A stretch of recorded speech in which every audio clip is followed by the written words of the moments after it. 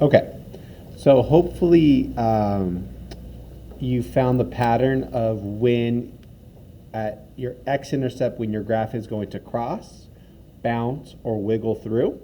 Okay, so the amount of times a particular number is a zero or root of a function, it shows up as an exponent of each factor if the polynomial is factored. Sounds a lot very complicated, but it's not that bad. Okay, so for example, this polynomial, we have this in factored form. Okay, now has 0 roots x-intercepts. All right, so 3.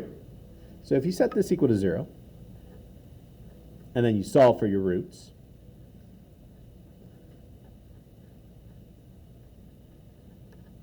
so 3, so the root is 3, has a multiplicity. So how many times does it appear? How many times when you solve for 3, would you get 3? And that would be 4 times. And that right now, that tells you that this is going to give you a bounce at this x value of 4. 5 has a multiplicity of, well, it's just 1. And that tells me that's going to give me a cross. 8 has a multiplicity of 2. And that's going to give me a bounce. Okay, so if you know the multiplicity, how many times does that root show up?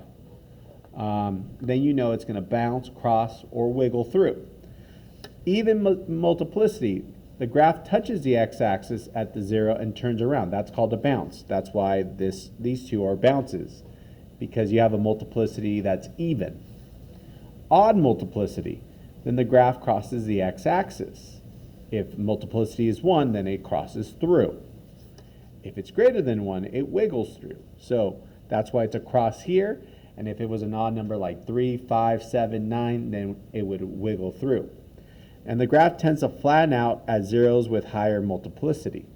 So, like for example, if I had a bounce of 10, that means, if I had a multiplicity of 10, my graph would bounce, but the bounce would be a lot more flatter. Okay, this is what I mean by that. For example, if I had f of x, I'm hoping you write this down, and let's say I had x minus 4 to the power of 10. So that means I have an x-intercept at 4, right? And this is an even polynomial, and my leading coefficient here is positive 1. So that tells me it's a touchdown. So it's going to start from the top, come down, and end at the top.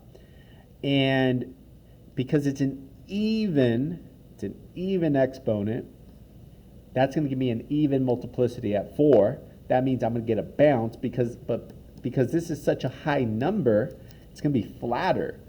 Let's see. Let's just show it on Desmos. I really want you to see that. Okay. Oops. And no. Here we are. Let me put it over here. So f of x equals x minus 4 to the power of 10. See how flat it is? It's much flatter versus, let's say, if it was just to the power of 2, to the power of 4, to the power of 6, to the power of 8, to the power of 10, to the power of 20, to the power of 100. See how flat that is? So the higher the degree, the flatter it is, but it's still bouncing. And the same is true for an odd. If it's to the third, it's going to be a wiggle. 5, wiggle. 7. But if I go 101, see how flat? It's a wiggle, but it's pretty flat wiggle. Okay, so hopefully that makes sense. All right, so moving on. We are going to then solve this. All right, so this is my polynomial in factored form. Okay, so at x equals 3, because that's the x-intercept, the graph is, what is it going to do? Is it going to bounce off the x-axis? Is it going to cross? Or is it going to wiggle through? And because it's raised to the power of 4, there's a multiplicity of 4. That's an even number. So that means it's going to bounce at the x-axis. Okay, at x equals 5, this is to the power of 1. That's an odd, but with 1, it will cross the x-axis. And at x equals 8, that's an even, so the graph is going to bounce at the x-axis. Okay, it's going to cross. There's no wiggle here, okay? So what degree are we in? We are in degree. So we're just going to quickly x to the 4th times x to the 1st times x to the 2nd. That's 4 plus 1, 5 plus 2. So we're in the 7th degree. 7th degree. What is my leading coefficient? My leading coefficient is a positive 1. How many times does it turn at most? So remember, take your degree, subtract 1. 6. It turns at most 6 times.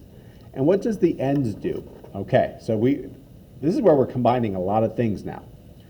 The ends. So let's think. Okay, we're in odd degree. So we're thinking that an odd degree is the disco guy. And it's a positive coefficient. So it will end positively. So that means it starts negatively. Okay, so it's coming from the bottom, and then it does some weird stuff in the middle. You don't know really just yet, but then it ends in the positive direction. Okay, that's what that means. Now, that's the whole point. What happens here? That's the whole point of this idea.